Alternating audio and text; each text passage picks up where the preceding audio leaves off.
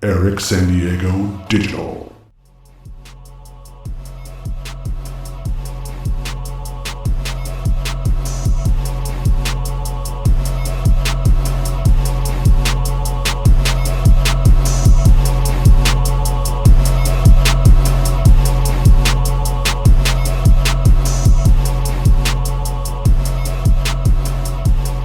Ohayou gozaimasu, konnichiwa, konbanwa, for whenever you're listening to the Joshi Pod, your podcast about the world of Japanese women's wrestling.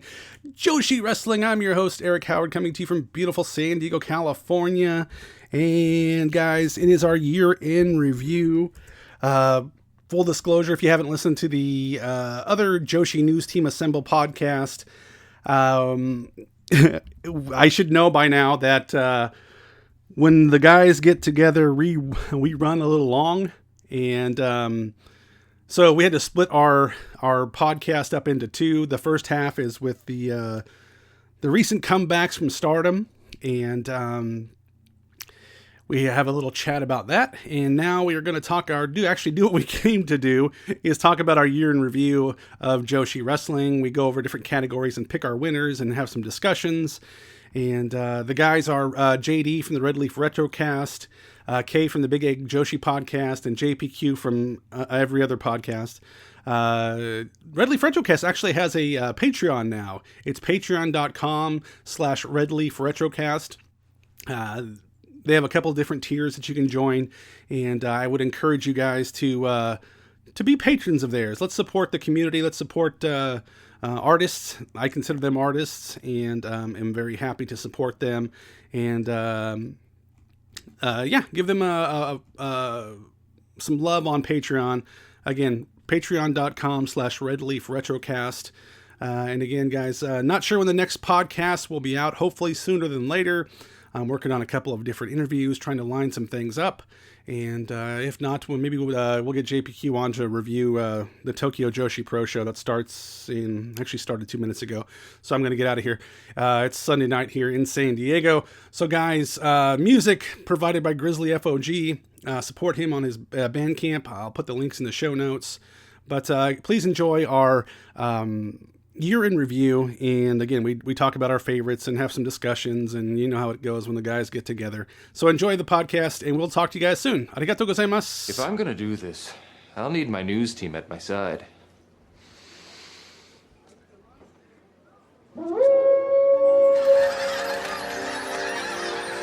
News team, assemble!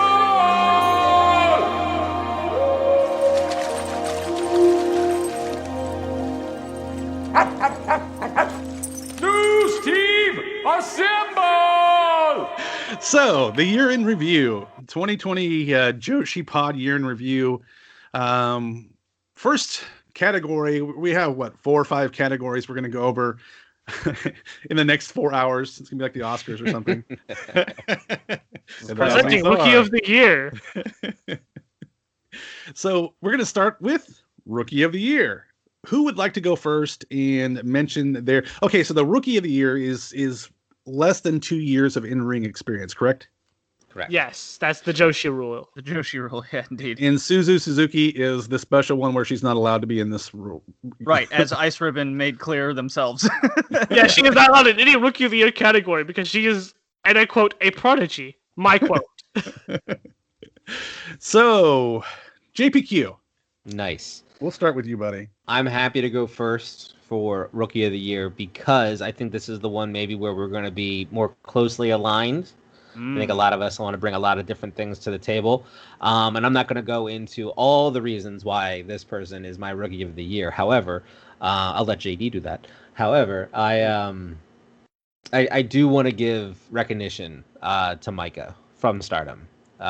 Regardless of the promotion and how they handle their business, Micah has been a standout this year.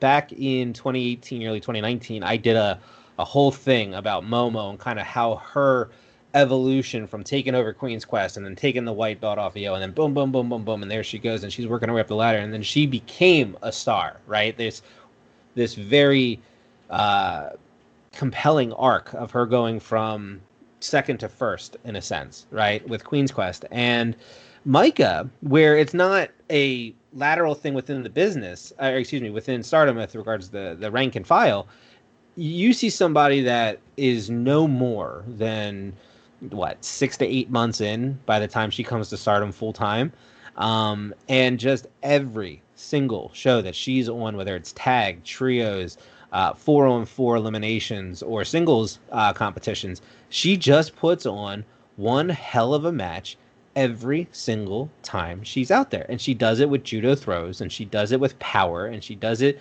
with a no fucks given, type of mentality that somebody that's this green shouldn't be able to do this well, right? And so when I look at Rookie of the Year criteria, what I'm looking for is somebody that's performing at a level that's higher than the experience that they have, right? And I don't think that anybody exceeds that more in Joshi wrestling, and I'd say even in professional wrestling, than Micah this year in Stardom. JD, who's your selection? Micah style, eh? Micah style. Micah style. I'm a big fan of Micah style. I don't know if you've heard the rumors. The rumblings are true on that one. Rumbling. I can confirm those rumblings are true. I'm a big fan of Micah style. Mm-hmm. I mean, I'll throw out a good shout to Anna Jay out in AEW. I know that's not truly Joshi, but it's a women's wrestler nonetheless. Good one. You want to talk about a wrestler who was thrown into the wolves in her fourth match ever on national television during a pandemic against Hikaru Shida, who is a Joshi wrestler, by the way. Yep. That's a big shout out. Very much a rookie in the Observer Rookie of the Year awards, and might actually win, by the way. If I'm gonna think outside the box here, I'm probably gonna steal K's and go with Yuki Mashiro over God Ice damn Ribbon. you! Well, Micah style was stolen from me, so I'm going to steal from someone else now. So Yuki Mashiro over an Ice Ribbon. I hate you so much. Yuki. Gotcha Belt champion. Has a victory that was totally fair and square, and basically by herself, actually, over Tsukasa Fujimoto, the queen herself over an Ice Ribbon. Booker Girl. There we go. I can say words. She has taken the Joshi world by storm. She's even leading, I believe, the Shoe Pro Rookie of the Year awards, men and women. So this is not an accident. She has a level of charisma that I would say is dangerously on par with Risa Sera.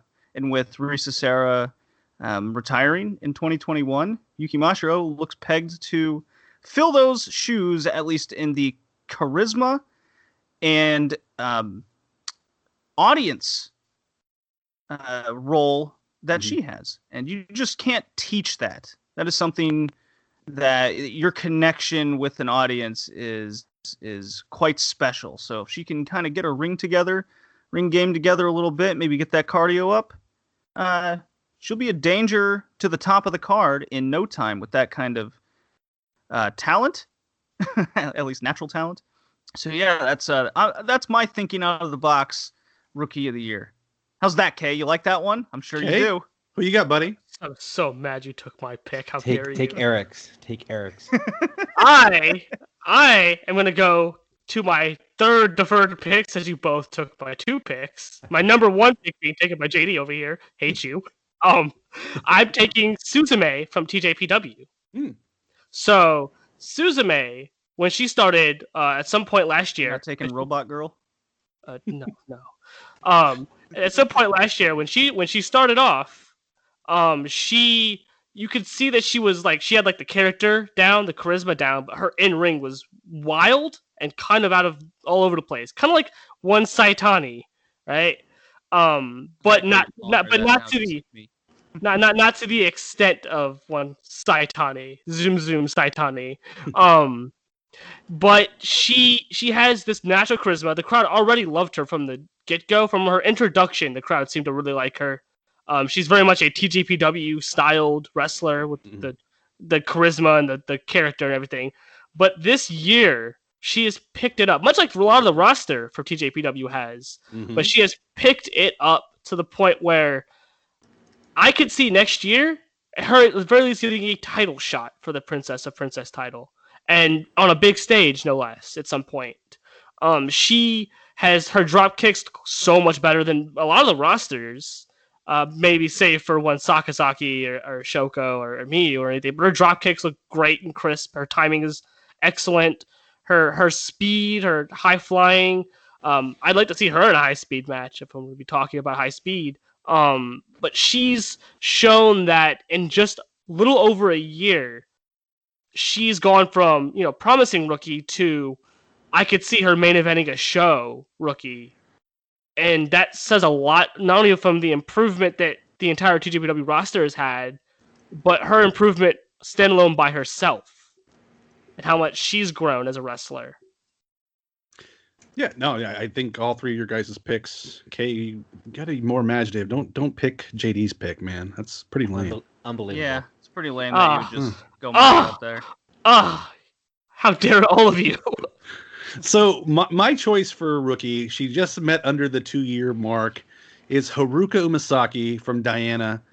I think that when I look at rookies, I look at not who is beyond their years like JPQ does. I understand that thought.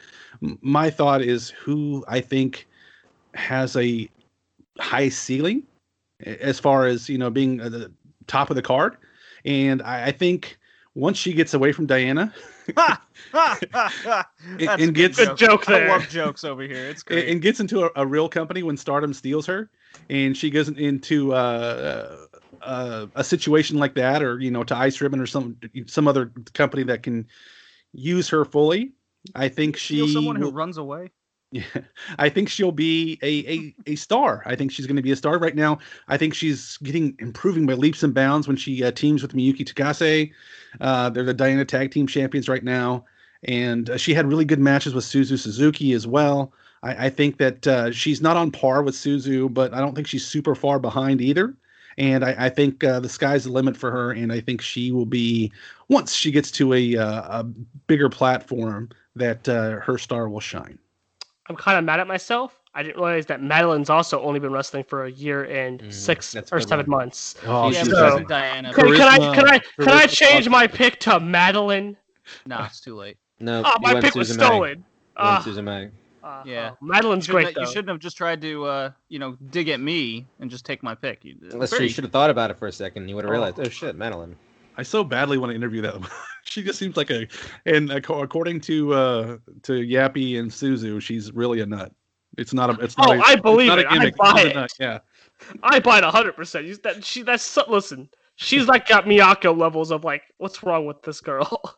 She just needs death matches. This is all. That's all she's missing. I'm sure she was inspired by Big Japan and random Dragon Gate wrestlers. You know what's crazy? I mean, I've probably talked about this before, but how many of the Joshi girls or women are inspired by death matches?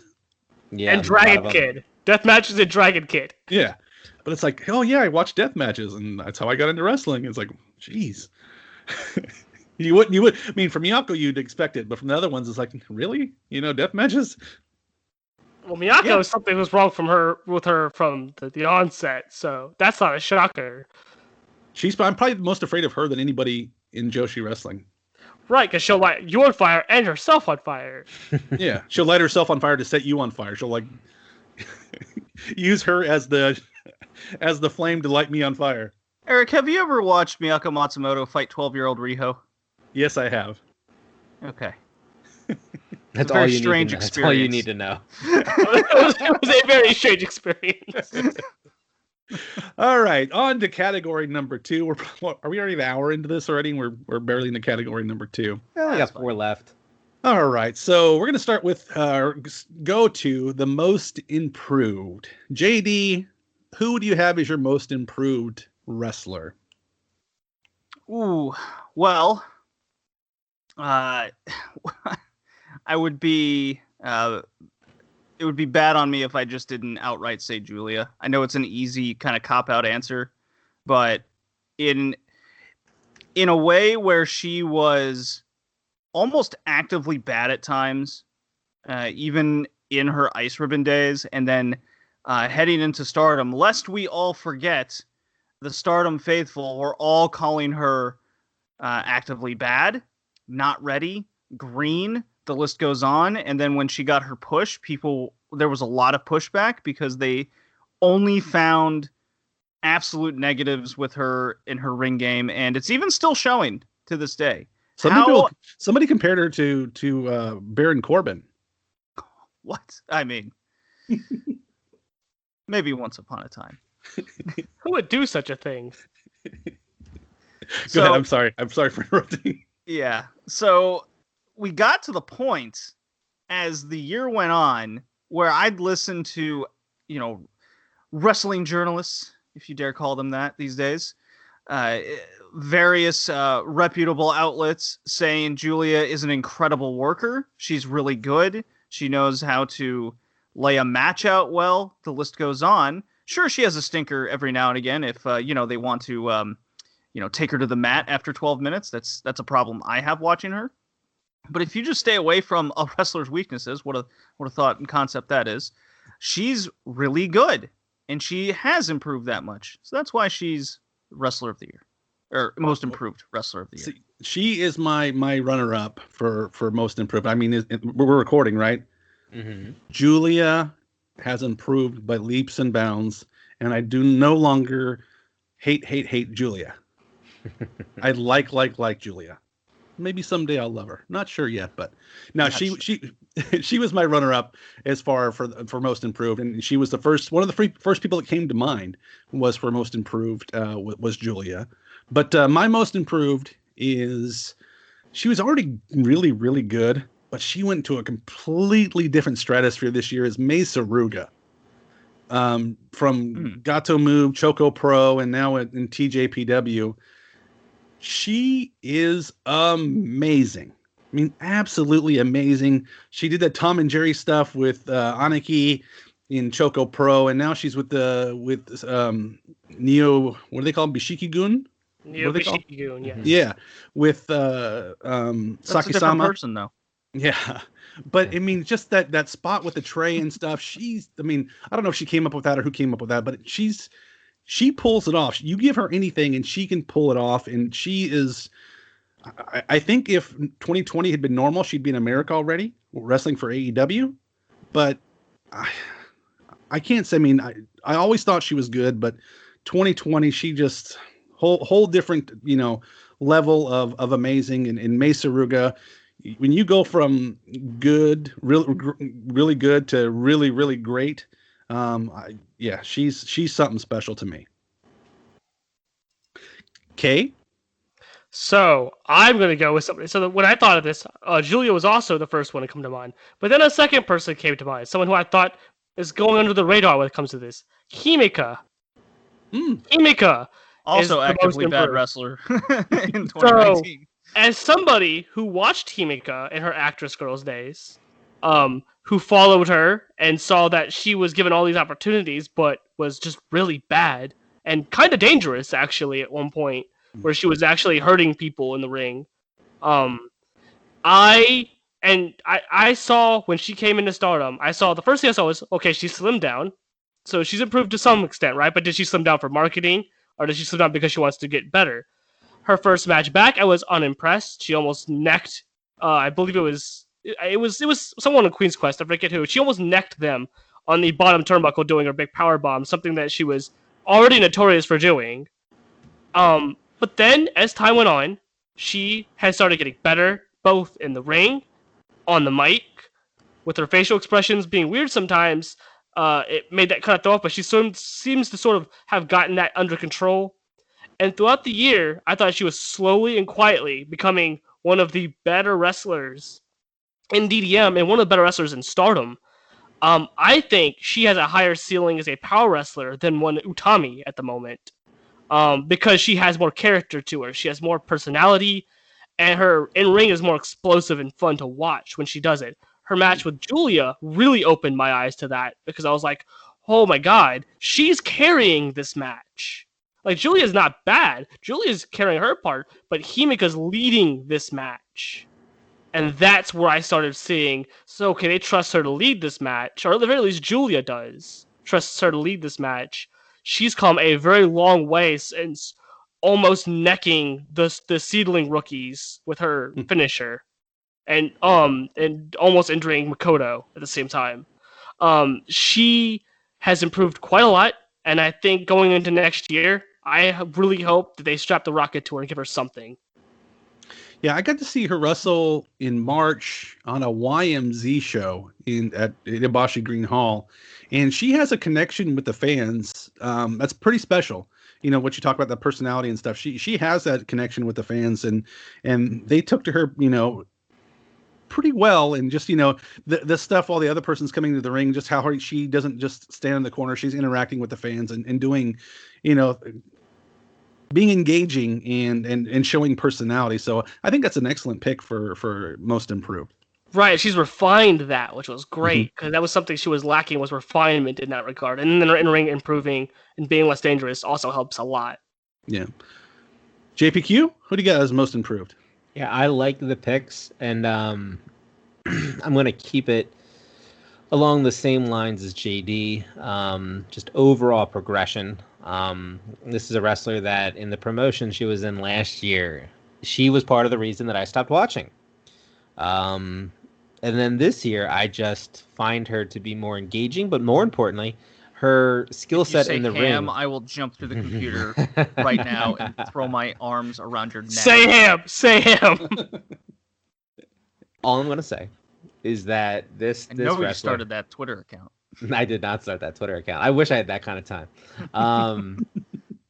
No, this wrestler is improving every single time she's in the ring, and she's really changed my opinion of her, right? And I think if that can be the narrative over the course of the year for me, where I think one way about you in 2019, and then by the end of 2020, I'm thinking the complete opposite, and I'm eating crow. You've done your job, right? And Is that's this leading to Saki? No, it's leading to Mina Shirakawa.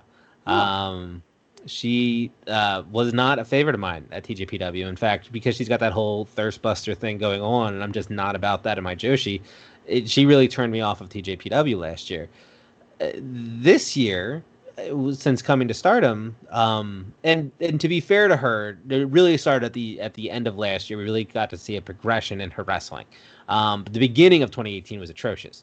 From where she was at the beginning of 2018 to where she is now, night and day difference with regards to wrestling and how she wrestles and how she lays together a match and can go in there and perform. And she's not a barn burner. Like, she's not putting on 5-star matches, but where she was to where she is now, she went from like a 2 to a 6.5.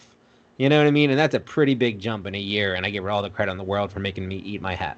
From an A cup to a D cup? I'm not going there, buddy. Well, she claims she's the H cup champ, right? Or whatever. I'm not quite sure. Tam weirds me out. Delicious. Tam is weird in general. Tam weirds me out. I loved Tam during the pandemic. When Tam's also crazy. I was locked up in the short dance party. I'm glad you brought up Mina Shirakawa, because she comes from the TJPW roster that I've spoken about on the Red Leaf Retrocast ad nauseum at this point in 2020. The overall improvement of that roster needs to be recognized on a level of most improved. Look how good Maki Ito's gotten. Look at Kamyu. Kamyu is the best example. Just earlier this year, she was awful. Absolutely unwatchable. Save it for and now look at her. Save it for later in the show. Okay, who's your promotion of the year? Promotion of the year, Ice Ribbon. I'm glad I got the first pick on this one, so someone could steal my Ice Ribbon pick. Ice Ribbon has become. They went from the sort of the promotion I'd kind of tangentially watched on the side, and especially in 2019, actively didn't like the fact that they were treading their water, and coming out of Ribbon Mania was very down on them. Very, very down. Boy, Maya did you hear JPQ and I talking like worrisome about it? Yeah. Well, after the fact, yes, a couple like months and months later, once you guys pointed it out, but I was also very down because they were treading their water. They were like treading water. They weren't doing anything. They weren't like Maya's one seemed to have stunted. Like nothing exciting was going on. And then the Micah match was bad. They lost Julia. I was like, man, this company, what's going on? They got no future. They got nothing coming up. What's Tsukasa Fujimoto even doing? And then COVID hit. Actually, no, before that, Maya had 2 back-to-back really, really good matches. Actually 3 if you count the Suzu one in 2019. Yeah, definitely. She had a run of matches before that really bad Ozaki match that were crazy. They got Akane over. Akane went from this in the background character to like, oh, she's bad. She real bad. She kicked somebody's ass.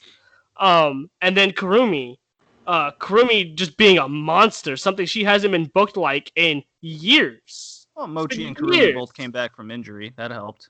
Right, but even before injury, Kurumi hadn't been booked like a monster in a long time, where she just destroyed. And I was like, oh, this is great.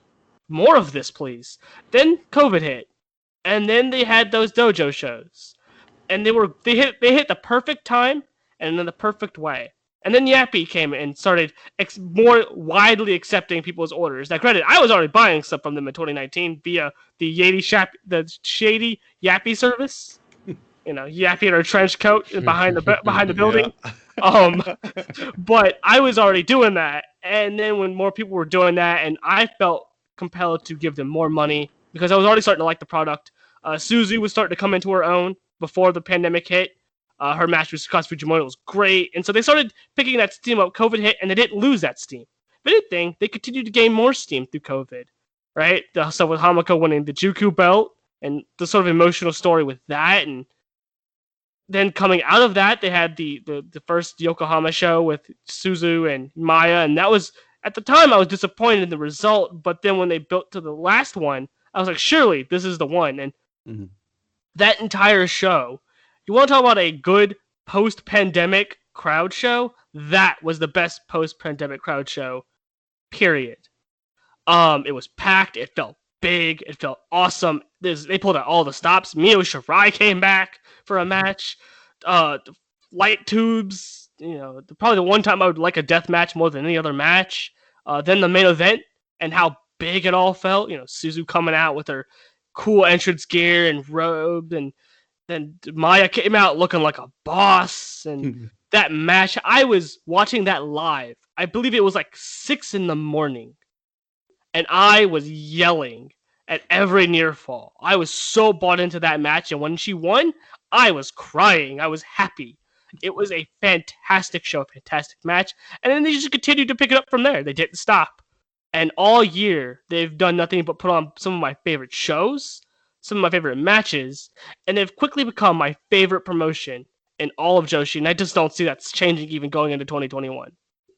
Yeah, they have a special place in my heart. I mean, they opened their door to me to talk to them, so there's a very special place in my heart for Ice Ribbon. There's another promotion that's very close to my heart, and they're my promotion of the year. They were born out of the pandemic, Choco Pro. I don't know if any promotion in the world has put on as many shows as Choco Pro has this year. Outside of, well, not even maybe even more than WWE at this point.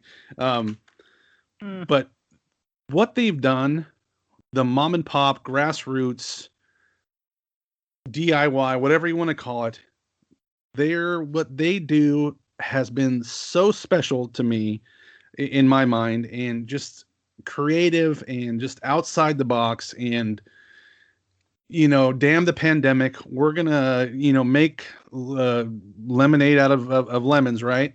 And they've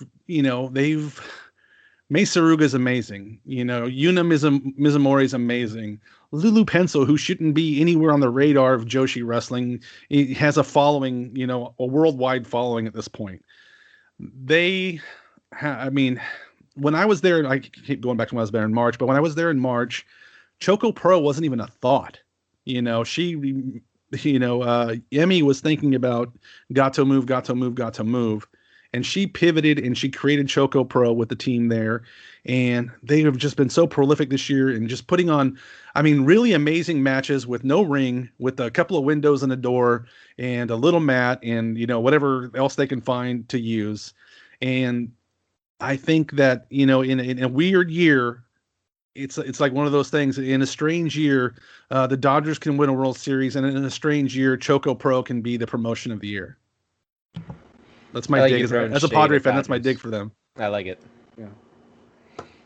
Fuck So- LA. I'm a happy Padre fan right now, by the way. That's right. JPQ, who's your promotion of the year? Nice. All right, so I don't have to go last. I like Choco Pro and I like Ice Ribbon.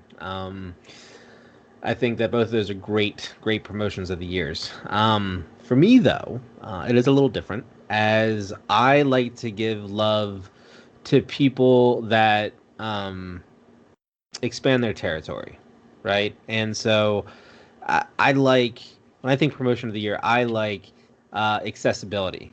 And I like people getting excited to be able to watch a show and provide live entertainment for people that are looking for it, especially during a pandemic. I think that's the biggest thing for me this year is how much was I able to watch you, and when I was watching you, how hard were you trying to entertain me, right? And I think it's those two things put together. And I think like Stardom, for example, opted out, right? They opted out. So they can't be promotion of the year because they didn't try to entertain as much as everybody else during the trying times, right? So I put a lot of stock into that this year. So to both of your points with Ice Ribbon and Choco Pro, check that off the box. Another promotion that does, in my opinion, who didn't do it that way, but did it in making it easy for people to obtain their product, was TJPW. They don't have, and it's because you guys took the other two, because they didn't work during the pandemic, they made it super, super simple through DDT Pro to get whatever it is that they were going to put up. You know what I mean? And you were going to get it live, and it was going to look good. And by the end of the year, they're offering English commentary to the international base for January 4th, and who knows what else next year. And I think they're making Joshi wrestler Chris Brooks-Koon's going to be there. That's right. And so, and he should have been drafted on this show. But you guys nixed it. Unbelievable. Terrible Joshi fans. Look, he's eligible for 2021. He is Don't worry eligible for about it. 2021. But it is. We should do that early, by the way. We got to do that like 2 weeks from now. Like fantasy sports. And just come up with an updated trade. Yeah. I'm 100% for that, by the way. So anyway, it's TJPW who has gotten people to talk about, like, I don't know if there's better buzz on social media than before a TJPW show, right? Like, because people are watching live, right? Because it's 11 o'clock Eastern Standard Time, right? It's like, it's easy, but a lot of people are watching it, and a lot of people are checking it out, and a lot of people are talking about it, and I think they did the best job of that this year. Ice Ribbon, there was traction, but not nearly as much buzz social media wise as TJPW. Well, Same goes. The Red Leaf Retrocast is the only podcast that covers Ice Ribbon on a regular basis. Right. You guys are the de facto leaders, but also challenge us. Somebody's got to step up. But it's one of those things where it's like, that's part of it, right? So it's like they've done a good job of getting in front of people and saying, hey, we kind of sucked last year with our wrestling content. We're a hell of a lot better this year. And then they go out there and they've been proving it since January 4th, right? It's been 12 good months of wrestling from TJPW outside of the 2.5 months that they didn't wrestle, right? And that type of consistency with that type of accessibility for them from where they started to where they're ending, I think they did it better than anybody. And so for me, promotion of the year. Yeah, and like you said, the in-ring product has gotten so much better, and they have different things for different people as well. What I like about them is that it's not one cookie cutter kind of looking everybody. It's there's good workers, there's people that are bad. Well, it's complete. There's people that are bad, but you just kind of know you have your rookies, yeah. Right? You have your middle card, but they can do whatever, and they always can go up and wrestle anybody through tags and whatnot. And then you have your main eventers who just crush it, and it seems like they crush it more times than not. And I don't mind a bad wrestler if they're entertaining. Absolutely. I mean, we watch the Up girls at the beginning of every show, and like, Horrible. look, not for nothing, Horrible I know you don't like them. They're the best and you're heartless. I don't mind them, but I mean, there is a complete difference from who they are at the beginning of that show than when Miyu's wrestling. You know what I mean? It's like somebody drafted Miyu in the draft last year. I think I did. I think I did. And you guys laughed at me saying she's not even the best up girl. Well, she wasn't. I mean, look what's happening at 1-4, right? I mean, she's not. Hikari Noah is the best up girl. The White Dragon. Hashtag facts. So yeah, I just think that there's a lot of fun to play with in TJPW right now, and they're doing a really good job. And I love Palm Harajuku. No matter how good or bad you want to think she is, I find her quite entertaining. Yeah. She is awful. She's a good comedy wrestler, but she's a terrible wrestler. Death. That's what she is. What are you talking about? She's hard. She's strong style. She's beating people up with those clubbing fists of hers. I don't think that's strong style. I think that's I accidentally hit you. Sorry, style. JD, you can agree with one of us. It's not against the rules to agree with one of us. So who has your promotion of the year? Well, I think with how the podcast went, what was covered, and what I enjoyed the most, it would go to Ice Ribbon. But I'm going to answer this from the business perspective, and I think the promotion of the year is going to go to Stardom. No company went through such, and I said this on our year in review podcast with Kay and Parker from Wrestling Observer Radio or newsletter, that with how low Stardom got with their retirements and what happened with Hana and then the pandemic hit, to go from such a low to reach the highs that it did, the buzz that it made, announcing 2 matches at Wrestle Kingdom, whether it's dark or not is irrelevant to the full conversation. They're there at Wrestle Kingdom with a second match this time. Maybe in the 3rd year they will actually get on the show. Who knows what TV deals? Announcing Budokan. Raising attendance. I think it was Niagara in a lot of locations over 100% of what they were doing year over year. You don't do that. That doesn't happen by accident without proper business models, marketing, and your wrestler showing up and killing it in the ring. And I think they did all that. And I think the data supports all that. Running Yokohama, running Osaka, running Osaka Dream and getting 1,000 people there during a pandemic. The largest drawing audience that a Joshi promotion has had in that building, in the Edion building, in 15 years. So just from that perspective alone, I have to give it to Stardom. Yeah, it's hard not to give it to Stardom because they're the cream of the crop. You know, they're AJW. They're AJW right now. They're WWE. They're AJW. No, because Stardom's growing their audience. WWE is decreasing it, so they're better than that. But would Bushi Road care if the audience was getting bigger or if they were just making more money? I think they go hand in hand in wrestling. Yeah, I think both go hand in hand. WWE is more profitable than it's ever been before. But that's because just TV give deals. it a few years when that TV contract comes. Just give it a Saudi little Arabia while. a couple extra times. See what happens. But I think that's why they're not WWE. It's like because they can do that. They can make they have different multiple avenues to make all this. Have all these revenue streams. Stardom doesn't. They have attendance. They have people showing up to shows and taking advantage of cheap rent because of COVID to try to maximize profits. Right. And I think they're doing a good job with the hands that were dealt this year to make that happen from a bottom line perspective. And that's a big deal. And they need that, right? They need to be able to do that. So good on them for doing it. So I agree from that criteria, right? And that's the important thing, right? What's the criteria will dictate everything. Yeah. So, but they need people.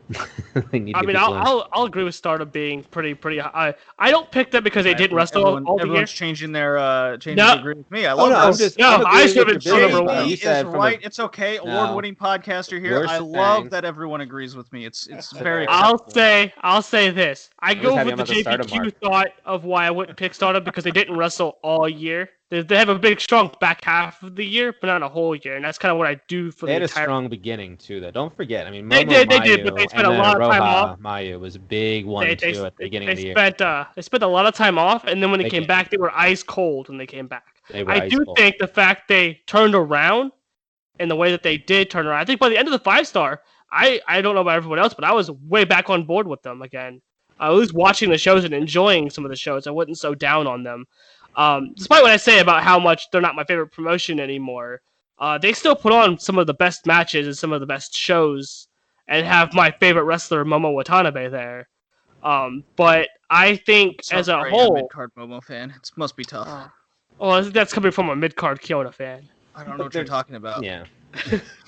They got to go live though. I love how you guys have. Yes, that is their big. That's my big stickler with them. If other companies can do this pay-per-view service that allows Western fans to buy it, they have no excuse. It's a choice on their part not to. I don't think so. I think that it's contracts driven. I think if they could, they would. Because why wouldn't they? I don't think it's a decision on their side of being like, oh well, we're just not going to do that. I think it's like there's probably some language and some bullshit thing they signed 2 years ago to keep it afloat, before it picked back up.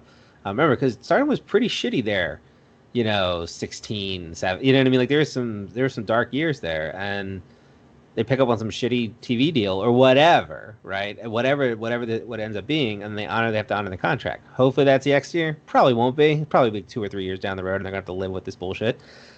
And that's on them. That's on them. I think the deal you're referring to is the one that prevents them from being live at Wrestle Kingdom, and I think that one's already up at the end of 2020. I think that was a 2-year thing they have, because they have a TV deal now. They have another TV deal. Yeah, but one on a national broadcast one. Shit. There's like a whole thing there, and I don't know what right. it is, but it's like if there's that, there could be other stuff. I think the pay-per-view model thing is through PIA.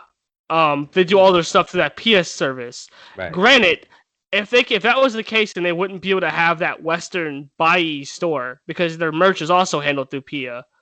So that's why I feel like they could easily go through a Western avenue. If it's just a Japan locked only thing, I think merch and TV rights are two different things. You can, but again, you're right. It could be there's 85 avenues that could go down. So you might be right. Question for you guys with Stardom. So they're owned by Bushiroad, who owns New Japan, correct? Yes. Yeah. So New Japan tried to come to America and become more international, and I would say it failed. Oh no, it's great. Their shit right now their American shit is better than their Japan shit right now. Are you telling me there's no dick punches? Strong is so much better than what they're doing over in the main storyline. There's no dick punches and interference. No, probably. I think it was a failed attempt at coming to America, maybe too soon. Maybe focusing too much on an international market and less on their home country. Yeah, there was. I wonder if that failure is impacting their decision with Stardom to not be so international friendly, to build up better locally and slowly roll out the international. We barely got the international store, and I wonder if just the international, if the failure of New Japan has slowed down their aggressiveness internationally for Stardom. You could be onto something there. I didn't even think about that, actually. Especially because they haven't even grown Stardom a big enough fan base in Japan like New Japan has. So that could easily be a thing there. You could be onto something with that, at the very least. Because Stardom is not very international friendly. I mean, it's very much a Japanese promotion. Everything, yeah. They pretty much block you off at every pass. Right, but it used to not be as hard a pass on them as it was prior. Right. I mean, because So the Bai store I prefer anyways, because if it's going to update like the Japanese store, then it's much better than the international store was originally, where it was hand-picked items and you didn't get everything anyways. I mean, who remembers nobody getting that Kiona shirt, that really cool Cyber Kiona shirt that nobody got? So stuff like that, but... And I think that, like Yappy has a position now in Ice Ribbon where she basically caters to the international market. And I don't, she runs the social media for the English speaking market as well. And I don't think Stardom has invested. I mean, they have their English Twitter, which is I'm not a fan of. And they don't spoiler account. You mean? Just it should be limited to spoilers. When it goes beyond spoilers, that's when it gets ugly. But I think that they have not invested even all that much on catering to us, to the international market. So I think they're missing out. I think it's from top to bottom, it's the best promotion. I mean, it's probably hard to argue that, but don't make yourself so hard to be seen by people. You know, if you want to make money, you're leaving money on the table by gatekeeping us out of the live shows and you know the all the merchandise and things like that. I do find it funny that you look at how Cyber Agent / TJPW is currently marketing themselves with live shows. Come watch us live as our live event, plus English commentary. Here's Miyu Yamashita saying things in English. I'm being surprised that she said these things in English perfectly. She surprised herself. It was great. Come watch us on Wrestle Universe. Ha! Thank you. And what's Stardom doing? You know, we have Stardom World, whatever. Yeah. You'll watch it. We have a price store that we don't really promote that you can buy merch on. Go buy our overpriced Aphrodite and Tam merch that's like coalesced with this big Japan brand. Aphrodite, whatever. That tag team name sucks. That tag team name is really bad. Yeah. Nobody knows anything about Greek mythology, anyways. I do, and that's why it's a bad name. It's a dumb name. It's not it doesn't fit either of them. See, but we can look at Aki, we can look at other people, you know, in Japan who are helping bridge the gap, and I think Stardom just doesn't see a value in that quite yet. Well, Yappy's the answer is just move to Japan, and then you won't have to worry about this international audience. I'll get right on that.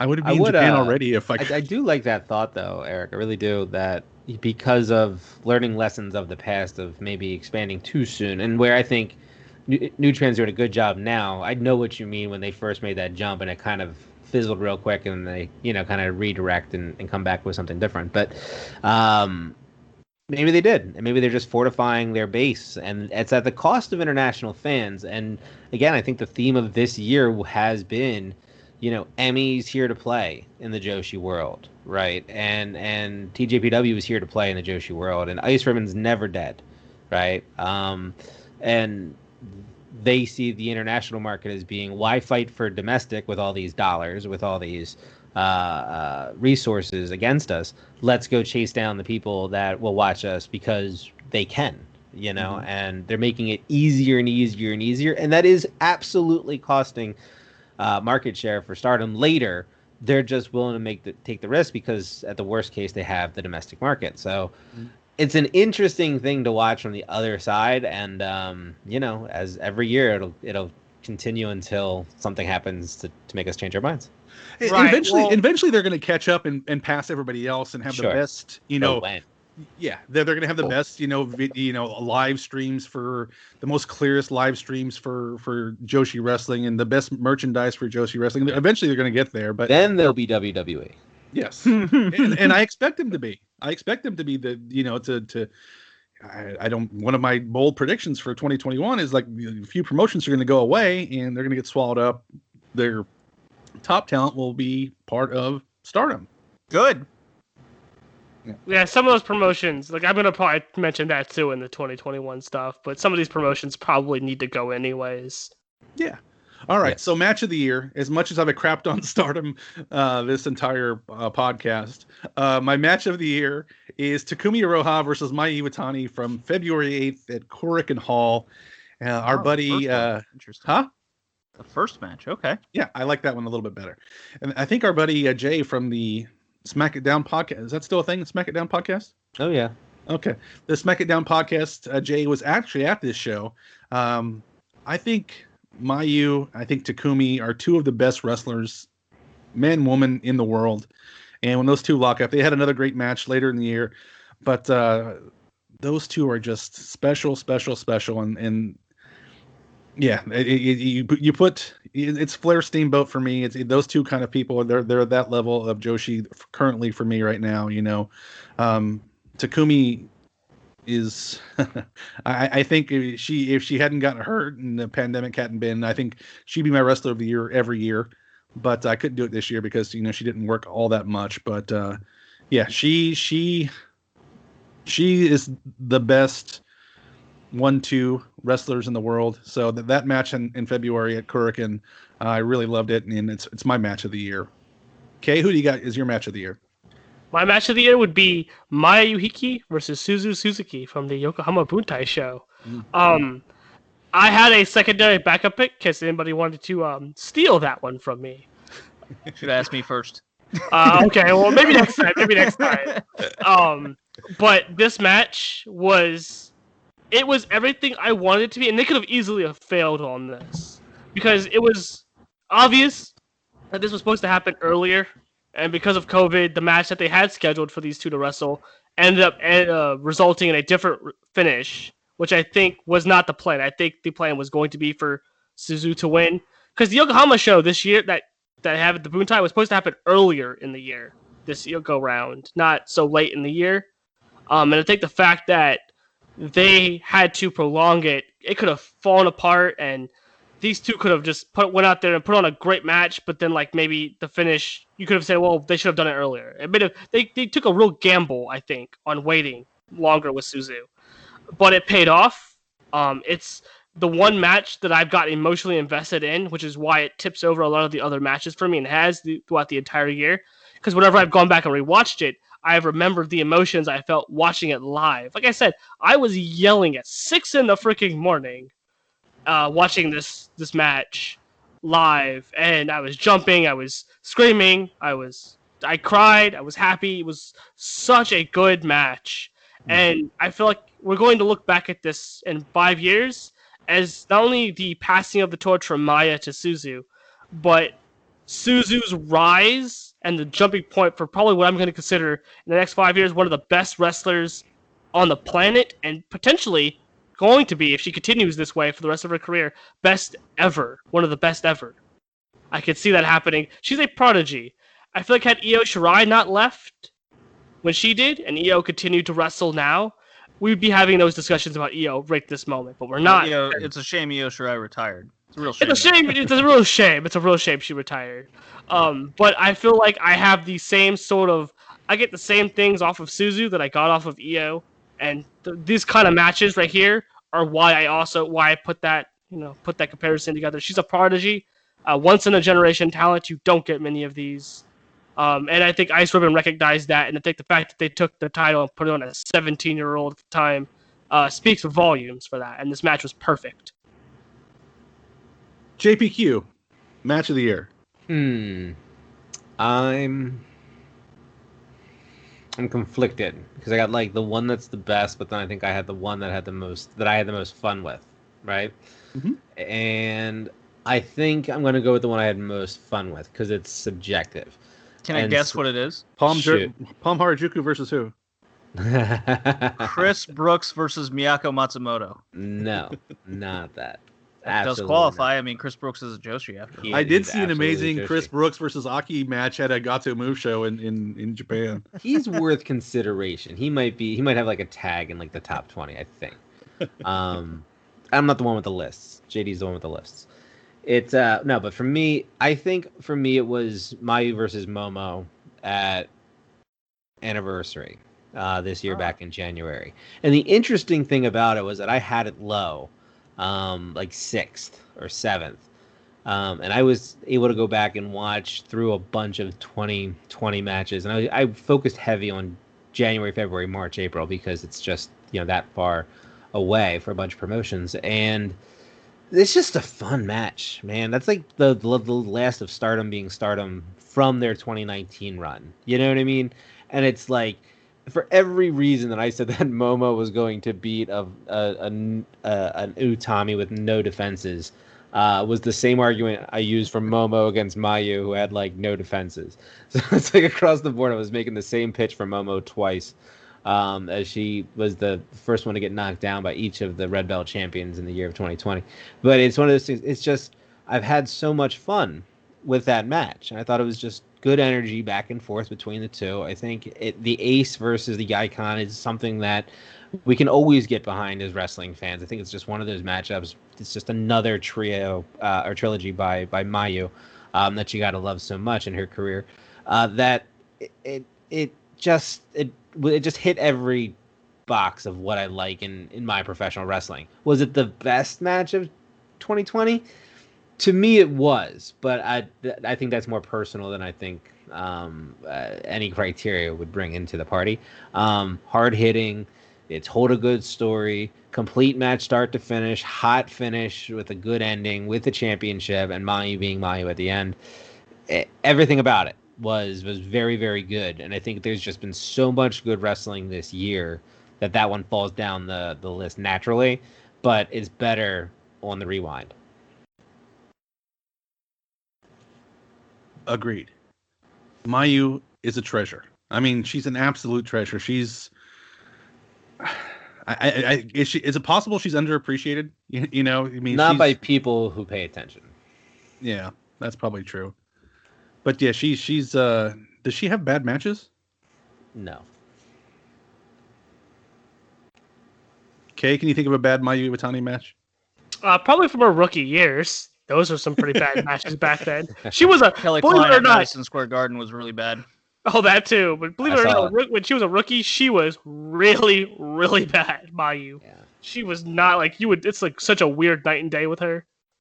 JD? Well, I mean, I feel like I should at least shout out my mom's top 2 Joshi matches of the year since we're here. She is a frequenter of the Red Leaf Retrocast. Lulu Pencil versus... Oh no. She has Shay, correct. right? She has very correct taste, as she would say. She gave 5 stars to Risa Sera versus Rina Yamashita There you go. at Ice Ribbon Yokohama. One of the matches that made her a women's wrestling fan. Brought her back. It sure did. It changed her perspective. Any Maya love Suzu for Rina also did. Yamashita, I'm there for. Yeah. She also I mean, women like death matches. It's something in the brain, I guess. And speaking of a bloody beatdown, her second highest match is probably Kay's actual favorite, and that comes from Oz Academy with Mayu Miyazaki defeating Sauriano to retain the Oz title. Tremendous match, I hear. Just a bloody beatdown. It was a gory mess. 5-on-1 at times. Beautiful babyface comeback. Just tremendous try hard by Sauriano to just lose to the veteran that's clearly better than her. You done? You got to give it up. My time. You done? That match sucked. That's a terrible match. Your mom was wrong for that. There. 4.5 stars she gave that match. I believe it was her only Minus 4.5 on the 5 year. stars. I am looking forward to Suzu versus Saori at Ribbon Mania. Yeah, all she needs to bring is police, and the problem's solved there immediately. She's seen the strategy work. Leave Oz Academy out of my ice ribbon, please. Don't taint it. So JD, your mom had selections. Who's your selection? Oh, mine's Yuka versus Mizuki, Tokyo Yes. Joshi Pro Wrestle Princess. Yeah, So that's what do they call that move that Mizuki does? the cotton candy twirl, I believe. The whirling candy. The world, yeah, that's That sounds amazing. Defying gravity. It's what I call it. Yeah, that's an imaginative move. It's It's fun. when do we see that in America? Who steals it first? Scorpio Sky. The Young Bucks. I could see Jungle Boy pulling that off. Sure. Yeah. Marco Stunt and probably the most gets launched by Wardlow. No, There's I like- mean, there's 2 flips. Yuka Mizuki had the story behind it. 2 tag partners. It felt real. It had real emotion. It was part of Tokyo Joshi Pro's biggest show they've ever put on. It goes down as probably the best match in the promotion's history. It had everything behind it that you want in a big-time match. It got, in my opinion, the most high-end buzz of any match throughout the entire year that actually spread through other podcasts and the Western world. So for that, I am giving that Joshi Match of the Year. Excellent. I actually want to second that. I love that match. That match was fantastic, I agree. But it's not my pick. No Suzumaya.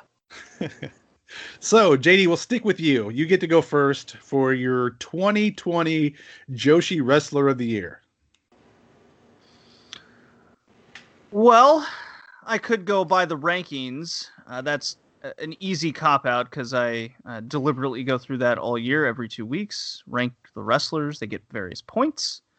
And the points add up. But I will save that for my own podcast and come up with my own personal Wrestler of the Year. And I am going to actually really throw everyone for a loop here. I'm giving it to Shuri. Oh, good. Yes. She was a wrestler that started the year as a freelancer, had some good opportunities in Ice Ribbon, and then ventured off into signing with Stardom, and put on a veteran presence, whether it was tag matches, within trios matches.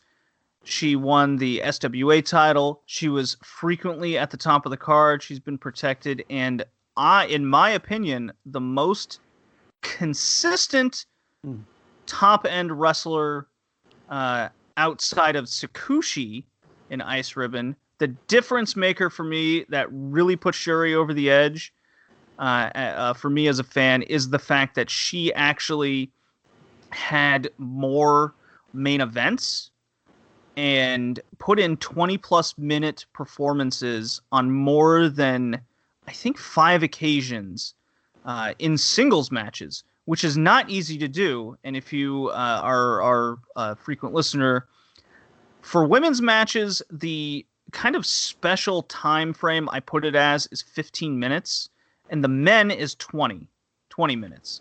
Just the way the two genders tend to work, if that makes any sense. You get a feel for what makes a match special and when they eclipse a time. Just something I've noticed over my years of watching. With Shuri, she matches the men and eclipses them. She can put in 25-minute matches, and as we saw at Osaka Dream, a 30-minute match. And she's one of the best paced wrestlers in the game right now. So Shuri gets my Joshi Wrestler of the Year. How about that for a bold pick? I like it. I like it a lot.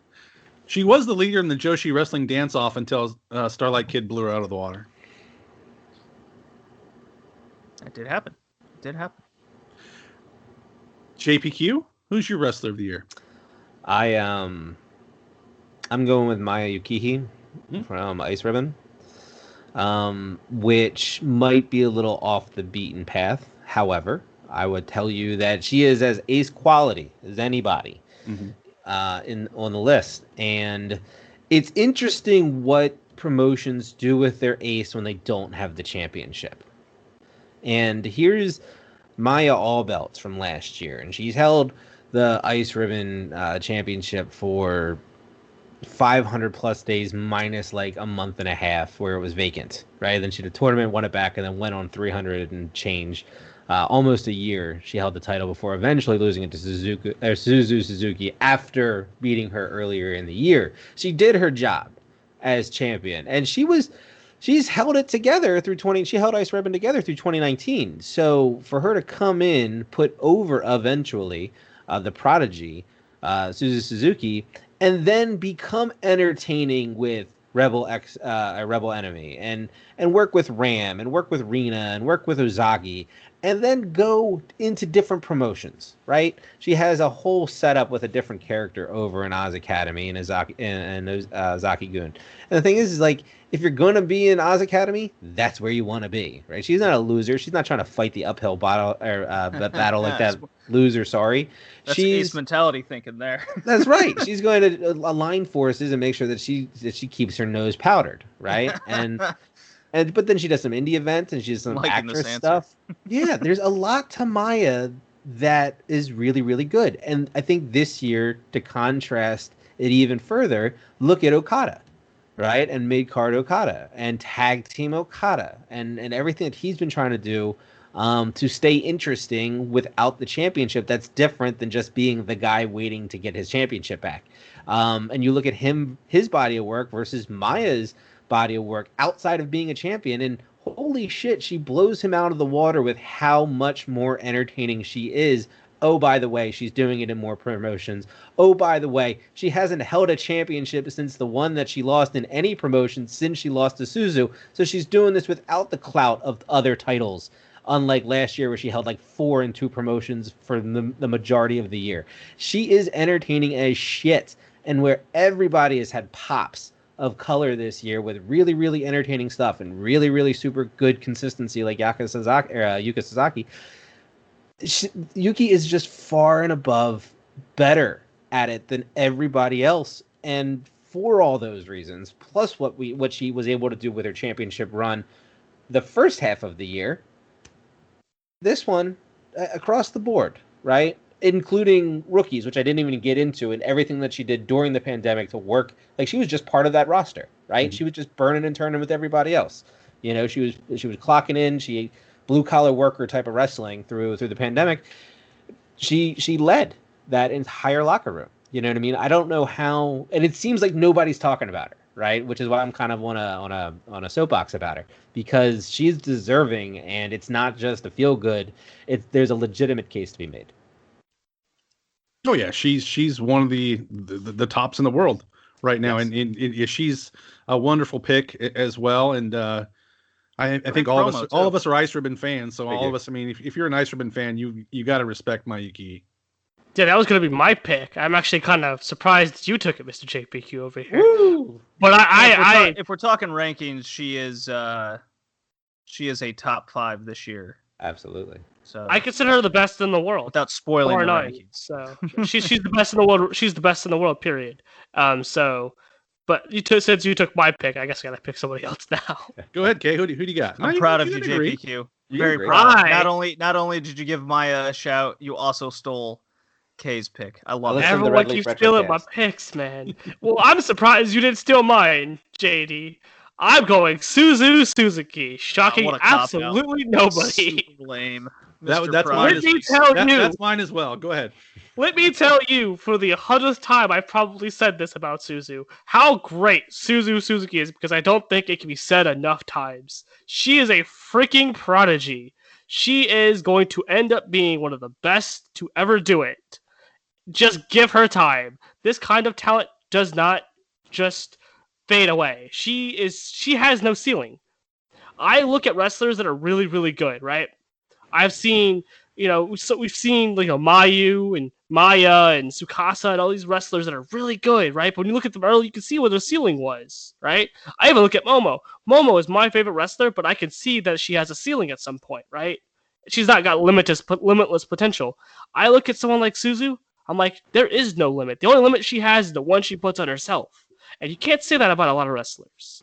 She went through that entire time frame from her first loss, from her the Yokohama loss coming out of the pandemic to her title win, adding moves. Every match was adding a new move to her moveset, to the point where I think she forgot more moves than most of us could ever want to learn, or most wrestlers even learn. She can put together matches on her own. She's proven that she can do that with someone like Haruka Misaki, where she carried the entire match like a veteran, and she's only got 2 years of experience, and she's wrestling like somebody who's been in the ring for 10 years, right? She looks like she might as well just be Tsukasa Fujimoto in the ring, carrying together a match and being a ring general. She has fire in her promos. She comes off very passionate. She's young and somehow more responsible than I think any of us could ever wish we were at her age. She lost the belt. How responsible is she? I think somebody took that belt, and I think that might be Ozaki and her overinflated ego. I think she's. Well, you point out that her belt was losing the belt. How she handled that was very mature. She beat herself up, felt sorry for herself, but then picked herself right back up. As soon as the next show happened, she didn't even let it show that she was upset. It came through a little bit, but she handled it like an adult. And by Japan standards, she's not an adult. She left home before she was even an adult, right? She left home after junior high school. She didn't complete her high school. She went all in on this wrestling thing, moved far from home, and she's a top champion in that company. Not only that, but she's doing media rounds. She's doing a bunch of coverage in magazines. She's got so much responsibility put on her shoulders, and she's just 18, just barely 18. She's got 2 years of experience and wrestles better than some people that have been in the business for 10 years. I heard she does international podcasts as well. You might have heard something about that. I think I heard something about that. But No, she's I mean, great. She's yeah. fantastic. I don't think enough can be said about how great she is. She's my pick as well, and for all the reasons you said as well. But when I got a chance to speak with her, just her level of maturity and just poise when doing the interview with her was beyond what more seasoned and veteran wrestlers. She was way more comfortable, way more, she has just got the poise of maybe international people won't know, maybe you guys don't even know, but we have a guy in San Diego. His name is Fernando Tatis Jr. Mm-hmm. Phenom, super special. You don't think I watched the baseballs? I don't know what you guys watch. I mean, you guys are busy watching. I'm a sad little Rockies fan over here. I'm just a Yankees fan. No, don't mind me. But we have a guy in San Diego, Fernando Tatis Jr., where he's young. He came into the major leagues last year at 19 and it just tore it up. In his second year this year, tore it up, took the world by storm. He's going to be an international star. I see the same thing with Suzu, and he carries himself so professionally, so beyond his years. You see those older goofballs in the big leagues, but he's got superstar written on him. She's got superstar written on her because she gets it. She has fun with the wrestling business at the same time. She takes it seriously, and she has the mental awareness and the mental mindset that probably separates people that are good wrestlers to the people that are going to be super duper stars. She already has that mindset figured out already. A lot of people can learn how to do moves and do wrestling, but without the mental game behind it, I don't think people can reach their full potential. I think she's got that mental game already and is ready to be the biggest star in Joshi wrestling. She has the one factor that I think separates you from being a great wrestler and you being one of the greatest of all time. And I think the fact that we could see that within 2 years is frightening. She has no limit. And like I said, if she wrestles for 5 years, in those 5 years, after we look back at all this, she's going to be in that discussion. She will be in the discussion. I bet money on it. She is just that good. If no injuries, no terrible things happen, if she just continues her career like she's doing, she might be the best wrestler that Iserman's probably ever brought into that company. And they brought in Manami Toyota, and she might be in the same discussion as Manami Toyota. Oh, don't get ahead of yourself too late. I said give it 10 years. Give it 10 years. This discussion will be happening. I bet money on it. So I do want to mention other people's names as far as wrestlers of the year. I think Mayu Iwatani can always be argued as wrestler of the year. I think Asuka Veni, whatever name you want to call her by, I think she had a terrific year this year. I'm so hesitant. Okay, here. I'll make some bold statements here. Okay. I'm so hesitant to give indie wrestlers such a high pedestal when they really have this just low end ceiling because of where they're at. Because there is a certain acceptance to how high you can actually reach when you limit yourself to that. Is that her fault? I don't know. And I'll make that same argument with Yoshiko. She's a seedling wrestler. What does seedling actually do at a high-end level for the industry? And they all go together in that. Anybody in Wave, Diana, they're all in that same conversation with me. Can I really call them the wrestler of the year when they wrestle in front of 100 people week in and week out, or in this case, once a month? I can't do that. Well, I guess it's a sports argument if you want to compare it to that, to the MVP versus the best player. I would absolutely make that argument. I don't think you can be the MVP if your team doesn't make the playoffs. Yeah. Some people have that, and I understand and respect that opinion, yeah. But I think for wrestler of the year, I think you can, if somebody is so, like Sari is really, really good, if she's an independent all year, a freelancer all year, I think she's the type of talent that could probably be the exception to the rule versus, picking the best player on the best team. Well, I mean, that kind of goes with the, what's his face that plays for the Phoenix Suns? What? Okay. Harden from the Rockets, or no. his name's escaping I know me. you're talking about. I can't. The point guard. Booker. The point guard for Yeah, the Booker. Phoenix Suns. Devin Booker. Yeah, Devin Booker. Thank you. Yeah. Look, Devin Booker can be the best player in the NBA statistically, but he's on the Phoenix Suns, and it's always that like coach's argument. Well, I could put my sixth bench player on there, and then he'll score 25 points a game on the worst team in the league. They're still losing 60 plus games. Right. I'll throw that same argument all day at this point with an indie wrestler like an Asuka, like a Sari, especially, whom comes into a promotion like Seedling, wins a title with no story, no build. It's just, here's the title. You drew 10 more people to our small end glass ceiling or cement ceiling promotion. Is Takumi Iroha one of the best wrestlers? I don't deny that. But she's in the marvelous basement, hanging out with Chigusa, wrestling 4 times a year outside of... I just can't make that argument when Mayu Iwatani has proven to be a business draw in a growing promotion, putting on matches and storylines with making other wrestlers better and rising to higher heights than they ever have. What would we even be talking about Julia in the same mindset if she was still an Ice Ribbon? And I like Ice Ribbon, but they're a DIY promotion at the end of the day, right?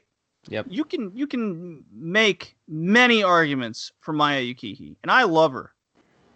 But there's people like Mike Trout, who's played in 3 playoff games in his career, who still wins MVP because he's that special. Good for him. 5-tool player. Shouldn't win it. I look at it as there's no way, and I like Sorry and I like Sorry. I like them both. But a freelance now, with how strong... You can't Ric Flair this. Back in the territory days, right? You can't Ric Flair a best wrestler award when our best promotions were 4 different promotions for various reasons. The promotions are too strong right now.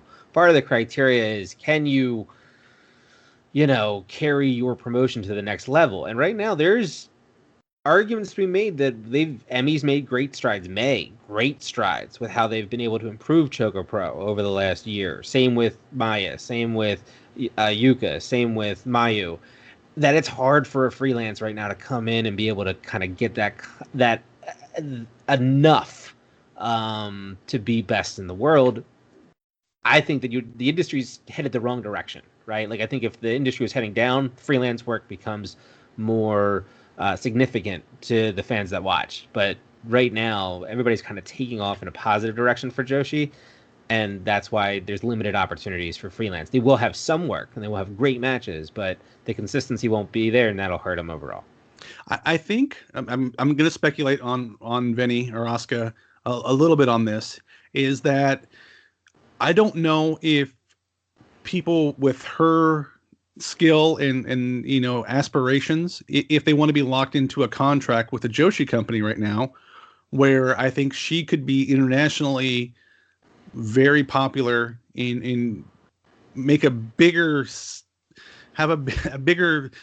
eyes in mind than being the top Joshi star for Stardom or for Ice Ribbon or some company like that. I think she's got worldwide aspirations, and I don't think that she wants a Joshi company or another company to slow her down from those aspirations. And I think that's kind of brave if that's what she's doing, and willing to sacrifice in the short term to have bigger aspirations. I think other wrestlers in Japan could probably make more money if they did what she's going to do. She's gambling on herself. I mean, there's every Joshi company would sign her, I think, in a minute if they could. She's that talented. So I think she's gambling on herself and her international appeal. And I think, again, she's another one that would have been in America this year if it hadn't been for the COVID. And right. I just think that, to downgrade somebody because they're a freelancer and say they can't be the top people, I think maybe sometimes there's a reason they're freelancers and they don't want to be tied down to one promotion, because I'm sure that anybody that comes over to AEW from Tokyo Joshi Pro has a very big say in who goes over there and probably takes a piece of the pie as well from the wrestler that goes over there. Sure.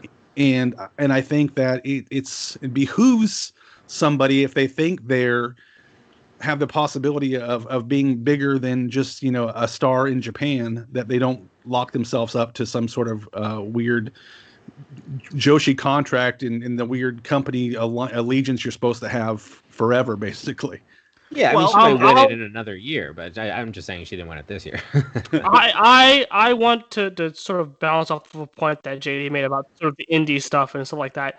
I think it's when you look at the industry that they're in, because if you wanted to dismiss people based off of where they're at the ceiling of their promotion, DDT wouldn't be able to get anything because they're pretty small by comparison to the rest of the men. And Joshi, right? I think Ice Ribbon and TJPW DDT doesn't win anything, and in fact, they didn't. they won like 5th place in the Tokyo Sports Award. Well, I don't count those worth of anything. Those are very much political and money driven. Political and kayfabe aside, I mean that's what happened. But I feel like the size within their own based industry. on their size and kind of a kayfabe political play at it all. Right. But I don't feel like you can you can't dismiss an Ice Ribbon or a TJPW because within their own industry they're actually pretty big. Diana is a different question. Pure J is a different question. That's really what I'm driving at, because even if you look at this from the biggest kayfabe and drawing power that Asuka has done in 2020, the best thing she's done is have one empty arena main event in Seedling and won the formerly known FMW title for 100 days. I am a big fan of Asuka Arveni. I think I've championed her since last year. I think she had a lot of potential. Talented. I wouldn't give her anything because I don't think she's gone to enough places to do anything. She's been in a lot of tag matches, but she didn't have a singles performance outside of the Arisa Nakajima match. She didn't have any big singles performances that most of us could even see, for that matter, because she won the belt off of some guy that I don't even know from an indie promotion in Japan, and we didn't get to see that match. There's a lot that can be said for that. I think when it comes to Asuka, I think you might be onto something there, Eric, with how she doesn't want to sign somewhere. The problem is I don't think she's at the level of like a Seriano, where she has already got a career on the side that she makes a lot of money from, to where she doesn't really need to sign anywhere because she's already well off financially. Now, granted, we don't know what she does outside of her wrestling. It's not as public as, it's not as public as she works at the DDT bar as one of her jobs. Well, right, but that's not pulling in enough money to live off of, I'd imagine.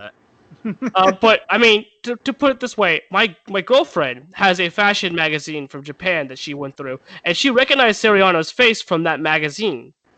Now, granted, it was like, if you looked at the corner, it said Seriano, but it was more of a fashion line of clothing that other people were in that magazine were trying on, and she happened to be one of them. She's a fashion model. They make a lot of money over there. So she doesn't really need wrestling if she doesn't want it. That's why she's probably not signed to something like Stardom, because I guarantee you they threw money at her. But I think with an Asuka, she's limited from the fact that she isn't really wrestling anywhere. That's big. She's wrestled in Seedling, and that's probably been the biggest sort of set of eyes she's been in front of all year. And I don't think you can give an award to somebody who hasn't had any big matches in front of people, or even could even be seen in a lot of big matches, unfortunately. Yeah. As much as I love her, she just can't get that discussion. No. At least not in this year. Not this year, no. One person I do also want to mention as being most improved, I didn't mention earlier, was Nagisa Nozaki from Wave. What's a Wave? You mean Nagisa Nozaki? Yes. She used to be really, I thought, bad, but now she can have good matches. I heard she had one acceptable match in a Wave. I heard she had a really good match with Miyuki Takase. 2 of them, actually, back to back. Two title matches. Miyuki Takase, she's another one that's rising on my charts, my personal charts. She would go in the underappreciated category for me. Takase is fantastic and has taken that ace role at Seriano up and ran with it. Absolutely. Yeah, she's on the come, as they say. Okay, guys, so we're going to do our Joshi draft in early 2021. Let's do it in January, guys. What do you say? I'm in. In. JD, you say in? Yeah, in. Okay. Should we find more guys or just leave it to us four? Whatever, man. It's your show. Should we get deeper to make it more difficult? Absolutely. Oh man, like a 10-person. Yeah, this is like a full-on snake draft. Oh, listen. I don't want to do math in my head when I'm trying to pick people. We'll see. We'll get to that later. First, before we get to 2021, I want a hot take from each of you guys. Ooh. Starting with JD, what's your hot take? Your bold First prediction again. for 2021? Oh man. Mayumi Ozaki is going to win a second title. She will not drop. No, that's not bold at all, is it? No, because she could probably just drop in and win Wave's belt. Nene Takahashi is going to win the. No, that's not a hot take either. Man, I'm not good at this. No, that's a bad take. I will predict the Budokan main event being a double title dash of Julia versus Utami. Well, And Julia will win. ballsy. There's a bold prediction there. That's bold. JPQ, your bold prediction? I think by December 31st. It's super bold saying Mayumi Ozaki is going to run in on the main event and win. I'm going to say that we're going to be one less Joshi company, or we're going to be one Joshi company short. You gonna pick one? No. Okay. I'm not putting I'll pick any. one. I'm not manifesting anything on anybody. What was that one Hanukkah Nakamori left? What was that called? She has not Pure left. J? She has not left Pure J, but you know. Who were the two people that left? It was Pure J, right? Yeah, it was Manami Katsu and Mari Manji. Mari Mari Manji. There you go. Manji, that's who I was thinking of. I love Mari Manji. I think they're both showing up in Stardom, and Pure J is going to fold. I have promotions that I will list. Jeez, you said that Multiple waves going down. Pure J is going down. Fire the wave away. finally crashes. So I think I've got at least three. Low tide. It's a low tide. I've got three, and I think a fourth buying one. ice ribbon. Ozaki doesn't have the money to buy ice ribbon. So I think Wave, since we talk about Wave right now, they've struggled before the pandemic. I think they're very much on life support right now, despite the fact that they're putting shows on. They're putting shows on in front of barely anybody. I think when things start picking back up and they get no audience, that's when we're going to start seeing some of these companies go under more. And I think Wave right now. You put a shooter as a champion, you're gonna last a while. That's not how that works. When nobody comes to watch your shows. I think Wave has been struggling, and I think they made a lot of really bad moves business-wise before the pandemic. You know, the whole shutting down and then rebooting later was very dumb. They killed any momentum they did have, and they brought it back and had a really bad, weird, confusing match where Takumi won the belt and then did nothing with it, and then she dropped it, and Nagisa has done kind of nothing with it. She's had a few good matches, but really under the radar and not really relevant. And Saka Hirota's in the main event. I mean, come on, how low can you get? I love Saka Hirota, but she's a comedy wrestler. You put her in the main event? Come on. No. That means you really have nobody there. And then Hiroe leaving. It's weird how that worked. The minute they announced that Hiroe was going to be their person they were going to build around, like a week later, she announced that she's leaving. I'm out of here, boys. I'm like, it was literally a week. It was like a week's time. She announced she's retiring after they had just put out a presser that they wanted to build around her. I'm like, that's not a good sign. That's really bad. And Hiroe already was a mid-carder. It wasn't somebody I would build my company around. I mean, which they even built around her funnier. for a week. Which is even funnier because towards the end of her time there, she was actually showing something to be a main eventer. I was like, well, shit, that sucks for you, Wave. But Wave's gone. I'm writing them off right off the bat. They're gone. Pure J is also gone, but I don't think that they're gonna be as fast as Wave. Pure J has like 4 wrestlers, and I love Hanako Nakamori.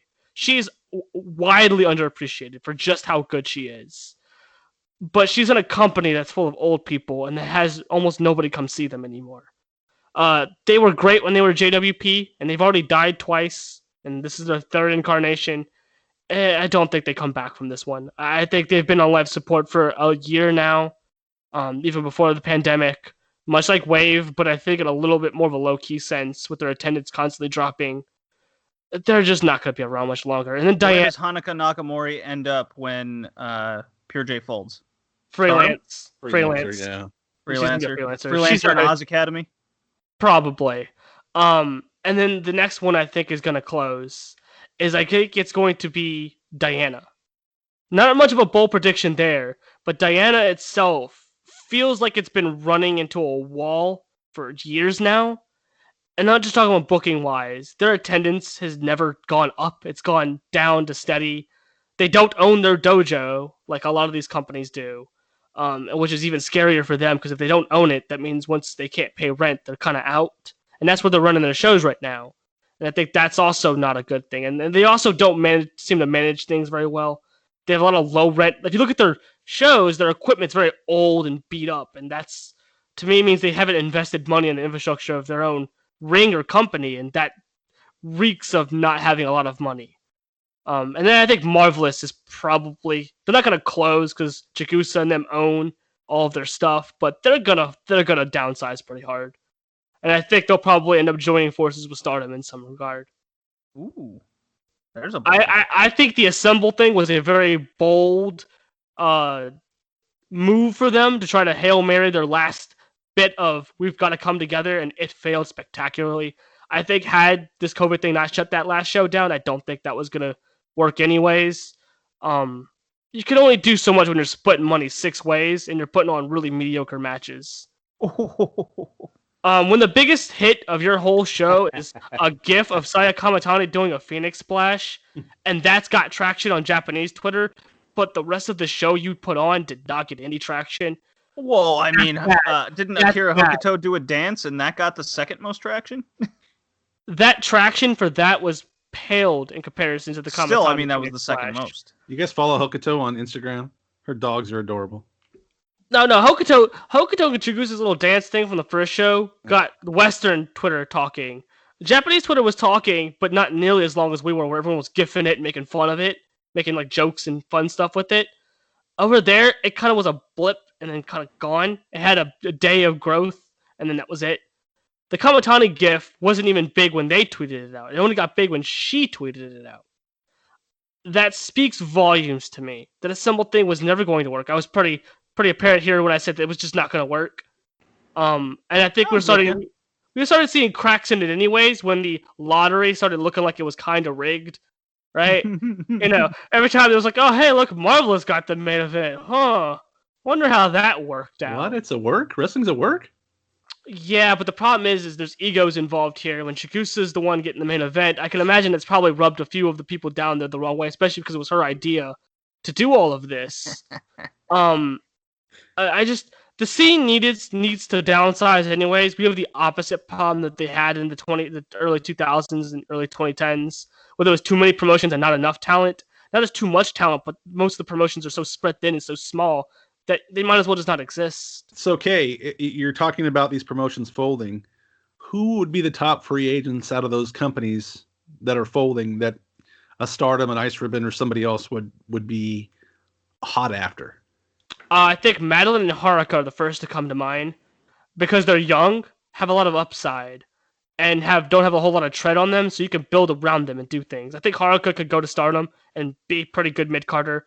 Madeline could go to Ice Ribbon Stardom, either one, and be a well over charismatic wrestler. And I think those are your 2 big ones. Hanukkah Nakamori could very well just do freelancing. I mean, she could just go the Yumika Hotta route and just be a freelancer that shows up and kicks ass and then leaves. Well, the options are freelance, sign with Stardom, or hope and pray to get into TJPW. Those are your 3 options. There's that. I think Madeline would fit perfect in TJPW, more so than Stardom, I'd say. But she'd fit anywhere.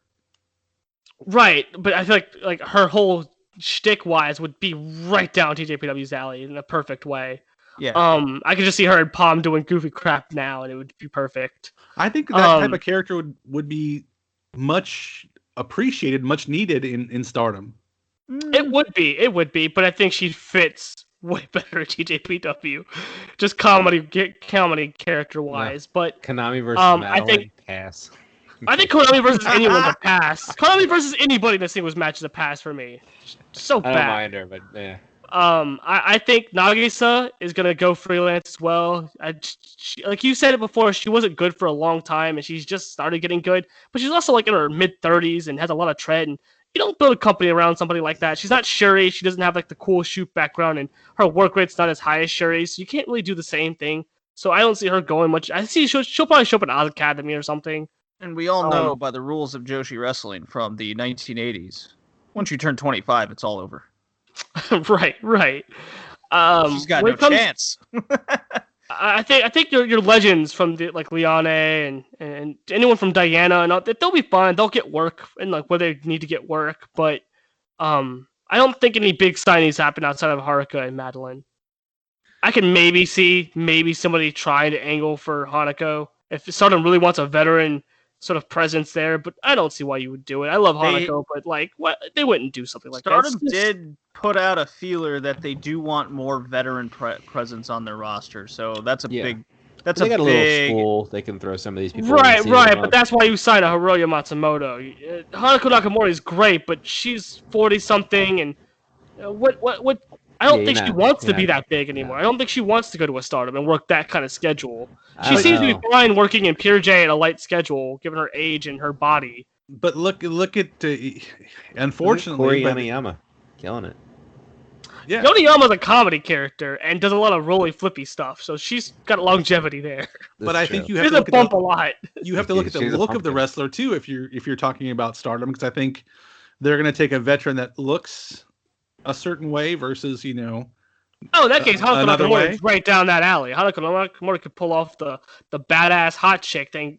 She pulls it off now. I just don't know if she wants to work that kind of schedule. Because if you look at how she's worked over the years, she's worked pretty light. And I think a lot of that's because her body's so banged up. What I liked is she got on a Choco Pro show too, and I think a lot of people got to see her maybe for the first time on the Choco Pro shows, and she showed she can hang with any of those people. Oh no, I gotta stress, I love Hanako Nakamura. She is great. I just don't think she wants to work that kind of schedule because she's gone out of her way not to. Someone like her could get booked anywhere she wants to be. She's a made name, right? The problem is I don't think she wants to work that kind of schedule. She's kind of like Aji Kong. She just doesn't want to work a giant schedule. She'll work certain dates here and there and then kind of like chill for most of the time. I think she's probably okay just doing that. So I don't think she wants to work the 2 shows every week Stardom schedule. That's what I think would happen. So my bold prediction for 2021, I was going to go with some companies closing, but we've covered that. My other bold prediction for 2021 is that Kagetsu and Hazuki will show up in a promotion that's not Stardom. AEW. Hosky showing up in Oz Academy seems like a quite surefire deal there. She get buried by Ozaki.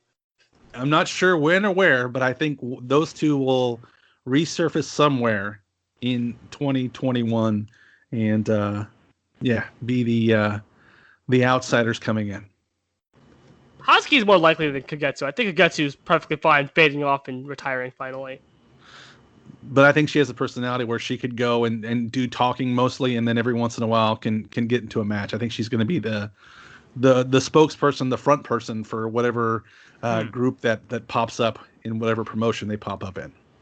I think Hosky is going to come back. I think that's. I don't think that's even much of a hot take or a bold prediction. I think that's just we're waiting for that. That's going to happen at some point. I think Maki Ito is going to be in America by the end of next year as well.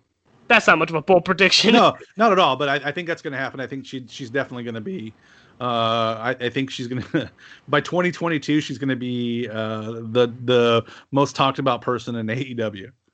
My favorite passive aggressive tweet ever was the tweet that she put out yesterday. I don't know if she meant it to be passive aggressive, but that's how I took it because it's hilarious.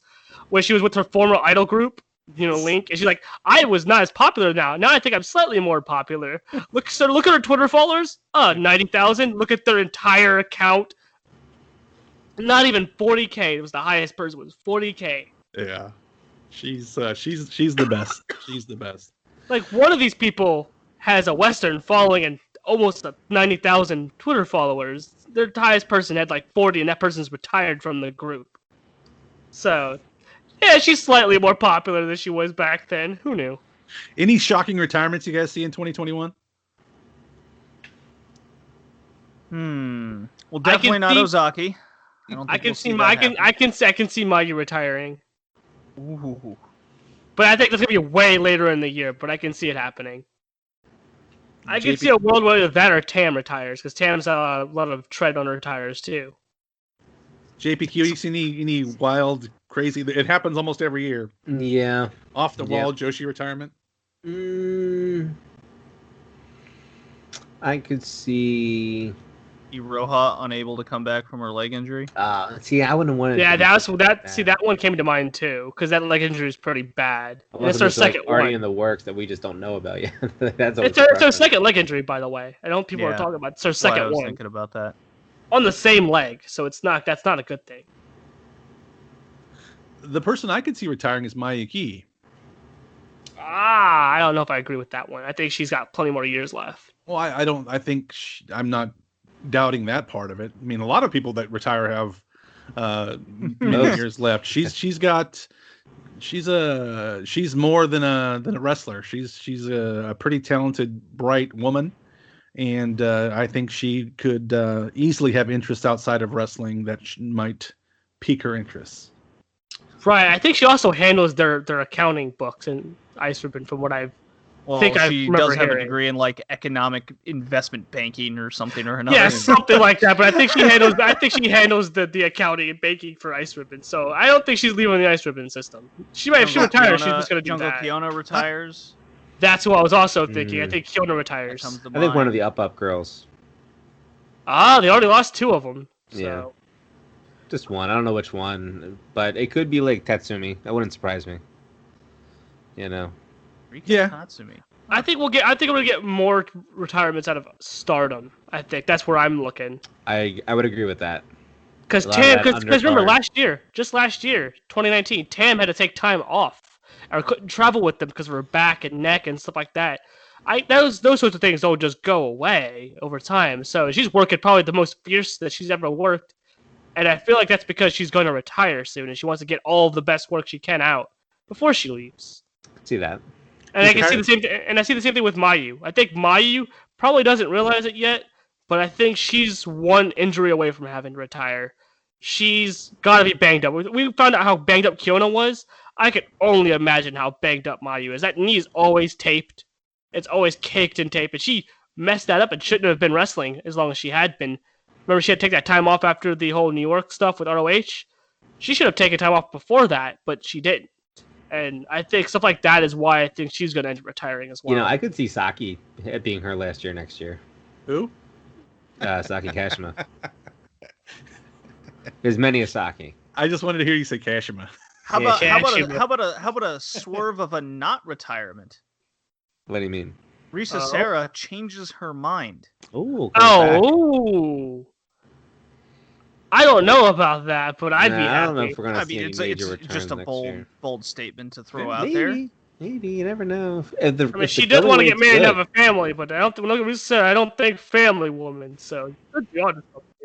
Does Kairi Hojo or Kairi Sane have a match in Stardom this year in 2021? She gets paid to ride the pines by WWE. Yeah, I don't think she's having one. I think Dodo's going to make sure that doesn't happen. Apparently, out of the pettiness for them for Stardom not selling themselves. Nah, I don't think this company's petty. Let's not forget that they're very petty. Would she wrestle for another company like Sari's doing right now?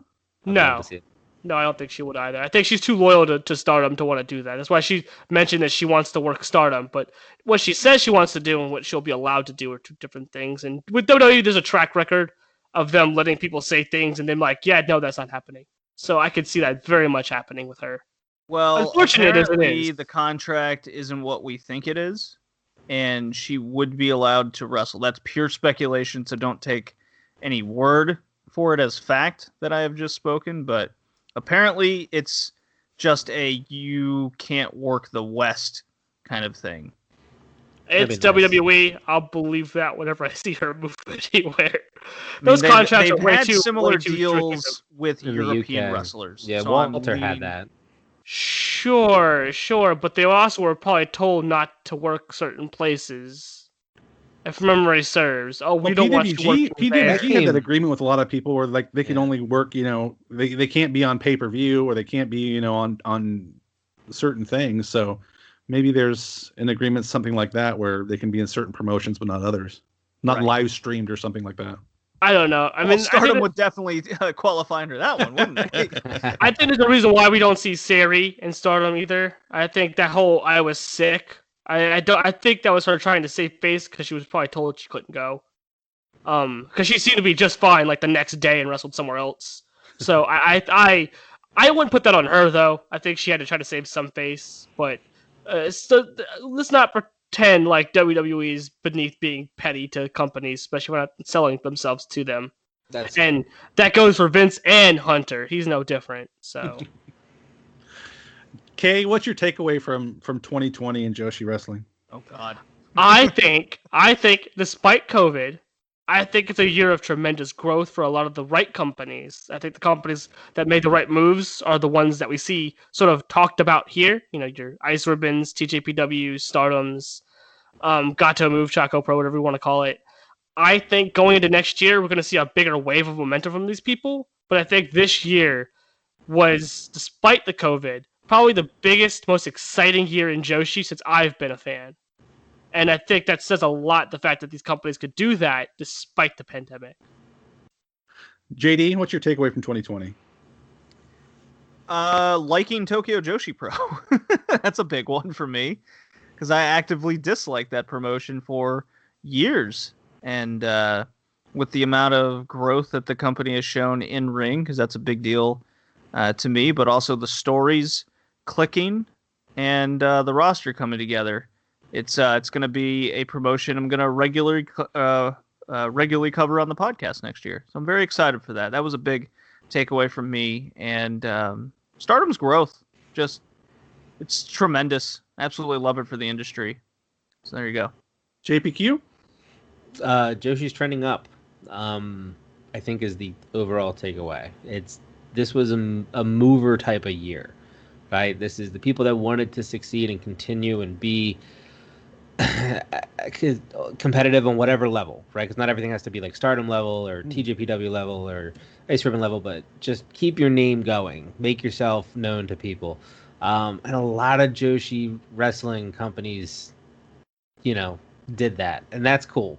That's commitment to wanting to succeed in business as well as in sports entertainment. So across the board, I'm just super happy for the promotions overall. I don't think that, you don't like to celebrate certain promotions leadership. It is one of those things where there is a lot of women-owned businesses, right, and big things happening and a lot of moving parts. And I don't think we celebrate that enough in wrestling as it is. But if you want it, you want that representation. It's there in Japan, which is kind of funny to say. So it's, and they're all hitting right now, and it's very, very exciting. So people should be paying attention. I hope they do starting 2021. Yeah. So my takeaway is I think 2021 or 2020. Obviously, my takeaway is my heart broke when Hana Kimura passed away. I didn't want to watch Joshi wrestling for a while, and my love for Joshi wrestling is still not at what it was since before she passed away. My other takeaway is that you got to love the creativity and the wherewithal for companies to make the best out of a bad situation. And like you guys all said, the Joshi promotions did an amazing job of making the best out of a bad situation. And the competition between the different companies, is helpful. It forces them to be creative. It forces them to, to push the envelope, their limits, of live streaming for some of those companies. And that's the only way they can even be in, the conversation with the Stardoms of the world is by them doing something better than Stardom does. And maybe that's going live, with dojo shows or other shows like that. So, I talked to Jim Valley at the start of 2020, and I said 2020 was going to be the year of the Joshi, and I think it was to a certain point. It could have been more without COVID, but I think, like you guys said, JPQ, it's trending up, and I think the industry's in a pretty good place.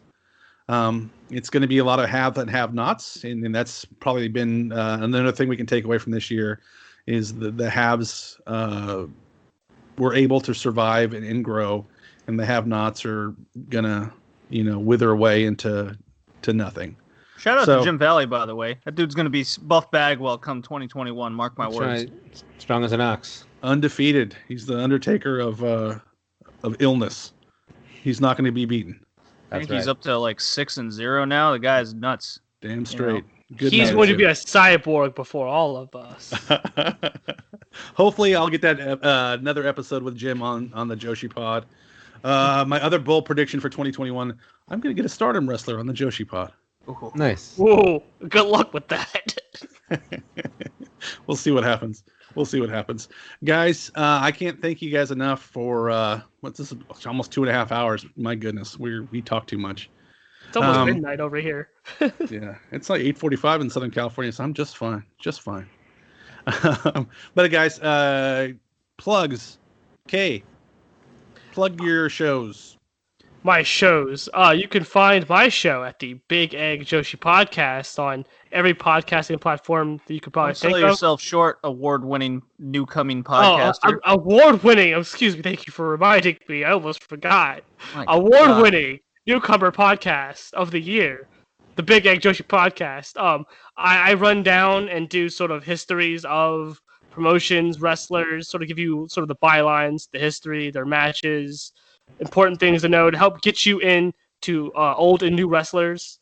It's sort of my goal to kind of be like a sort of library of content. So in case you want to check somebody like Tsukasa Fujimoto out, who I think has been the best booker this year, you could check her out. I have an episode on her if you want to find out more about her, or you want to know about, I don't know, JD Star, like I am. A promotion that's very much under the radar. I have an episode on them as well, and sort of what I want to do. And I'm also a co-host on the Red Leaf Retrocast. So. Yeah, and Kay does, trying, as a person who tries to interview Joshi wrestlers, I have a hard time finding information. So Kay really does the research and does the hard work of tracking information down and trying to translate it and have it make sense. So yeah, his podcast is top notch, and I listen every single episode. Anybody you're working on that we can look forward to soon? So I have an episode coming out on the 9th of January, because there's the whole holiday break and stuff. I'm going to be doing Tam Nakano, of all people. Nice. I think she's had a very interesting career, and I don't think a lot of people know a lot about her early career and a lot about some of the stuff that she was doing before Stardom. Like which I think is exploding pretty baseball bat matches and stuff? Like wrestling an actress girls and using her boobs as weapons. That sort of thing that nobody seems to know exists, but it does. It happened. Saying Tam had a booby addiction early on in her career? I'm saying it's it's nothing new with her. No, it is nothing new with her. She's always been some weird... I don't know what to make of Tam. She's just a weird creature. I like weird girls, so I'm smitten with Tam. So, JD, plug away, brother. Oh man, award-winning, most informative and best bi-weekly podcast, Red Leaf Retrocast, Wrestling Cast Edition. We do a lot of Joshi women's wrestling. We cover 8 promotions every 2 weeks on the podcast. We just did a big annual year in review with Parker from Wrestling Observer Newsletter. Kay and I did. Kay and I have a huge project we're undergoing in 2021, starting a Patreon for archival purposes. More or less going through the history of kind of a dark period in Joshi wrestling. We're going to be hitting up the 2010s as our first one, and that's going to be on a $1 tier Patreon with the Red Leaf Retrocast, and on a 2-week delay will be released for free over on the Big Egg Joshi podcast. So that's one of the big project we got on, and then more projects to the Patreon for the archival purposes of Joshi wrestling history and wrestling history in general. That's what we got working on there starting in 2021. And where would we be without mentioning the All Japan Wrestling, or All Japan Women's Wrestling retro section of the podcast that we do every episode as well. We've gone through all of the 80s. We're just about to hit the 90s, starting here in 2021. So look forward to that over at the Red Leaf Retrocast, found at all your favorite podcasting outlets, Spotify, iTunes, and the like. Go hit us up. 5-star review. We love that shit. So what was your game of the year this year? Do you want mine or my mom's? Yours. Ghost of Tsushima. Your mom's? Also Ghost of Tsushima. That's a little disappointing. I thought you were going to come up with something different for your mom. No, she absolutely loved that game. She was a fan of Final Fantasy VII Remake, surprisingly enough. Not a fan of Last of Us 2. She thought it was shit.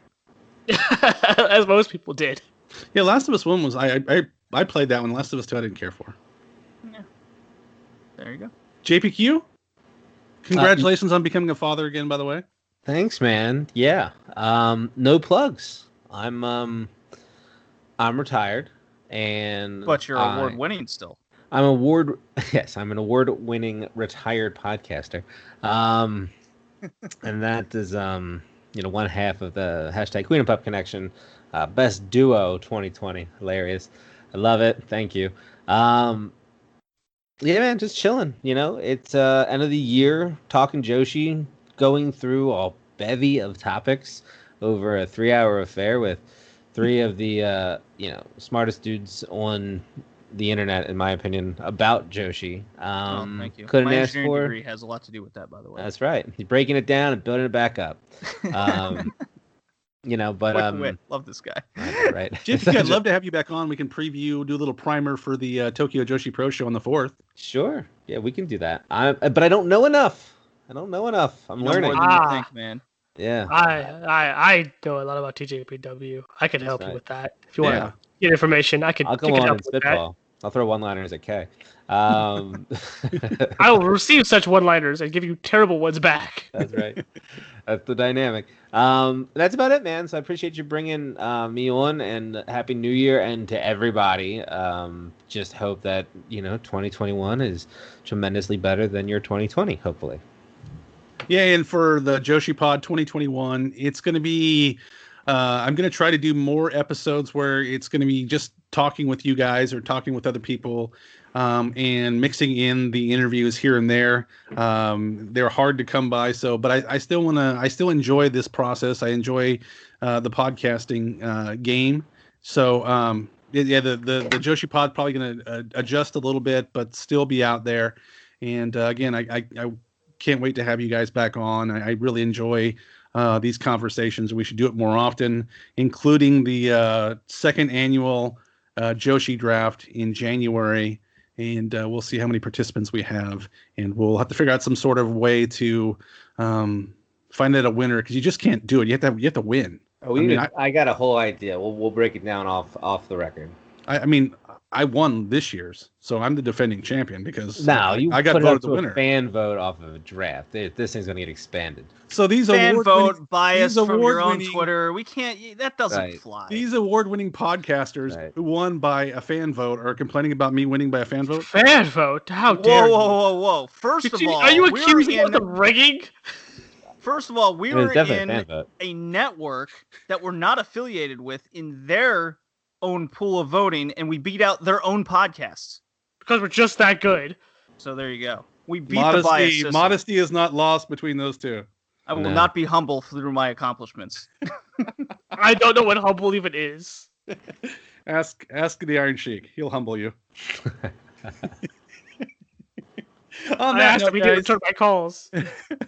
On that note, guys, I do want to thank you guys. I want to thank the listeners of the Joshi Pod, and looking forward to 2020 was bad, but thankfully I have my health, my family has their health, and I hope all your guys' families have their health as well. And we move forward into 2021, and hopefully JPQ guys, we may end up in Japan by the end of 2021. That's my fingers are crossed. Still, man, I'm ready to go back. Guys, again, thank you so much, and we will talk to you guys soon. Arigatou gozaimasu.